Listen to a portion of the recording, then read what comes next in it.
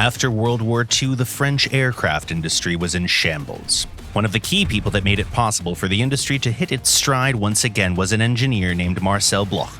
Aircraft made by his company were used by pre-war France and even the Vichy government. After the war, the manufacturer changed its name to Dassault Aviation and supplied the Fourth Republic with the excellent Ouragan jet fighter. Naturally, when the military called for a new lightweight fighter interceptor, Dassault Aviation was immediately in. According to the specification issued in 1952, the government wanted an aircraft with the ability to reach Mach 1.3 in level flight that could be operated from forward airfields and could carry air-to-air guided missiles. Dassault Aviation responded to the specifications with the Myster Delta, a tailless delta-wing aircraft powered by 2 turbojets. During flight testing, though, the prototype failed to clear the bars set by the government as it only reached Mach 0.95. The team behind the project spent 4 long years improving the prototype, but even the upgraded version, renamed the Mirage I, was ultimately not accepted into production. Nevertheless, it wasn't all in vain. As a result of the development process, engineers decided to replace the original Delta vertical tail with swept-back surfaces. Furthermore, they made a decision to outfit the next Mirage with a radar. But it was the third iteration of the design that actually made it into production, the fittingly named Mirage III. It featured new air intakes, more powerful engines, and a lengthened fuselage that was now almost 15 meters long. At high altitudes, this Mirage could reach a speed of around Mach 2, while still retaining decent maneuverability thanks to the design of its airframe. The Mirage III was no slouch in the firepower department as well. It was armed with a 30mm DIFA cannon and could carry Sidewinder air-to-air missiles. The Mirage IIIC variant also received an onboard radar. The aircraft was accepted into service in 1961 and immediately established itself as a go-to multi-role fighter of the French Air Force. 2 years later, this version of the Mirage was already used in actual combat. Aircraft of the series were actively used by Israeli pilots, as the Mirage was a pretty good answer to Soviet bombers and fighters, like the MiG-19 and the MiG-21.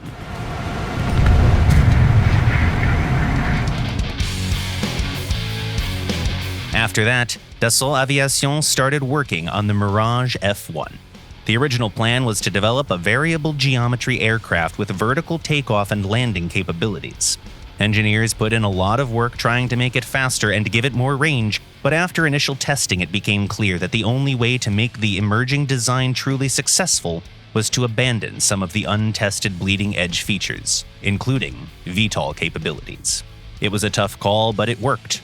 By implementing a more traditional airframe arrangement and outfitting the aircraft with powerful engines, Dassault Aviation created a fast fighter with excellent flying characteristics. The Mirage F1 saw a lot of action in the Middle East. For instance, the French aircraft was used in the Iran-Iraq War, where it fought against American F4s and F5s used by Iran, and proved to be a decent fighter. Engineers also kept improving the Mirage III. In War Thunder, there are several extensive derivatives of the aircraft, including the Mirage V, the Nesher, and the Kfir, the latter two developed by Israel. As the country was under an arms embargo at the time, both aircraft were built following technical specifications obtained by Israeli spies. The Nesher, meaning Griffin Vulture, was an exact copy of the Mirage V. The Kfir, meaning Lion Cub, was fitted with Israeli avionics and an Israeli-built version of the American General Electric turbojet engine. The last aircraft of the series was the Mirage 2000. It retained some design features of its predecessors. For instance, it's a tailless delta-wing aircraft. At the same time, engineers got rid of some of the flaws of the preceding generation and made it possible for the aircraft to use an even wider range of weapons.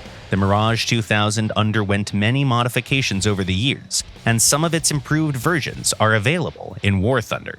Take a look at the Mirage 2000 CS5, for example. It's a pure-blooded fighter jet. The multi-role 2000 DR1 can carry laser-guided bombs. The Mirage 2005F received upgrades to its onboard equipment while still retaining the ground attack capability. Aircraft of the series, once again, saw a lot of action in the Middle East. They were used in anger in the Persian Gulf, in Afghanistan, and also in Africa's Sahel region as a part of Operation Barkhane. In the second half of the 20th century, the fate of Dassault Aviation was closely intertwined with the development of the Mirage series.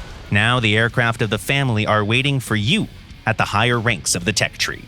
Or maybe you already have a favorite Mirage. Tell us in the comments below.